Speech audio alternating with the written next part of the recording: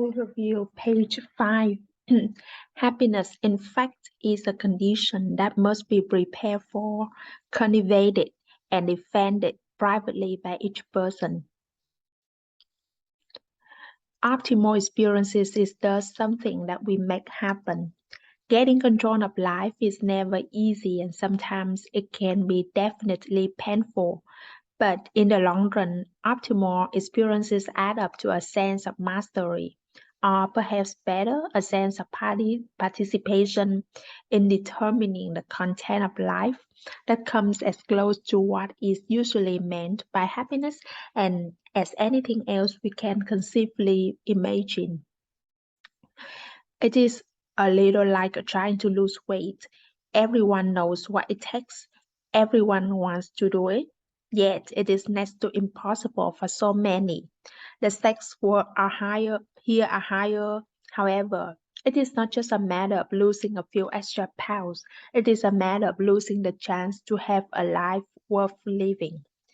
Two, the rules of discontent. 8. The problem arises when people are so fixated on what they want to achieve that they cease to derive pleasure from the present. Though the evidence suggests that most people are caught up on the frustrating treadmill of rising expectations, many individuals have found ways to escape it. These are people who, regardless of their material conditions, have been able to improve the quality of their lives, who are satisfied, and who have a way of making those around them a bit more happy. Such individuals live vigorous lives, are open to a variety of experiences, keep on learning until the day they die, and have strong ties and commitments to other people and to the environment in which they live. They enjoy whatever they do, even if tedious or difficult. They're hardly ever bored, and they can take a stride anything that comes their way. Perhaps their greatest strength is that they are in control of their lives. 3. The shoes of culture. Um, the shoes of unrealistic trust in the shoes in the cultural myths can lead to equally extreme disillusion when they fail.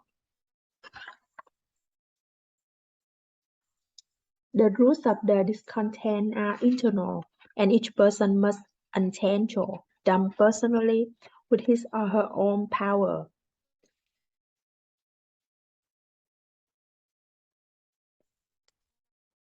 Childhood can be painful, adolescence confusing, but for most people, behind it all, there is the expectation that after one grows up, things will get better. During the years of early adulthood, the future still looks promising. The hope remains that one's goals will be realized. But inevitably, the bathroom mirror shows the first white hairs and confirms the fact that those extra pounds are not about to leave.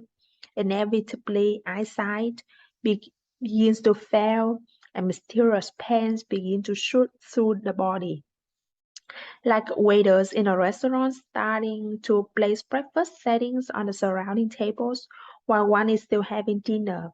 These intimations of mortality plainly communicate a message. Your time is up. It's time to move on. When this happens, few people are ready. Wait a minute. This can't be happening to me. I haven't even begun to live. Where's all the money I was supposed to have made? Where are all the good times I was going to have? 13.2. Mm, If a if a person does take the time out to reflect, the disillusionment returns. After each success, it becomes clearer that money, power, status, and possessions do not by themselves necessarily add one iota to the quality of life. Others decide to attack directly the threatening symptoms. If it is a body going to see that rings the first alarm, they will go on diets, join health clubs, do aerobics, but buy a Nautilus or undergo plastic surgery. If the problem seems to be that nobody pays much attention, they buy books about how to get power or how to make friends, or they enroll in assertiveness training courses and have power lunches. After a while, however, it becomes obvious that these piecemeal solutions won't work either. No matter how much energy we devote to its care, the body will eventually give out.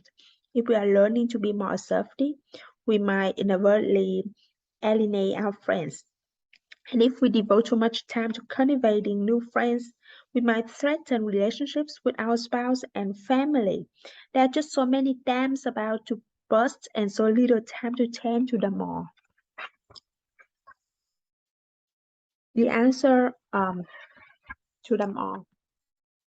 Why is it that despite having achieved previously undreamed of miracles of progress, we seem more helpless in facing life than our less privileged ancestors were? The answer seems clear. Why humankind collectively has increased its material powers as a thousandfold, it has not advanced very far in terms of improving the content of experience.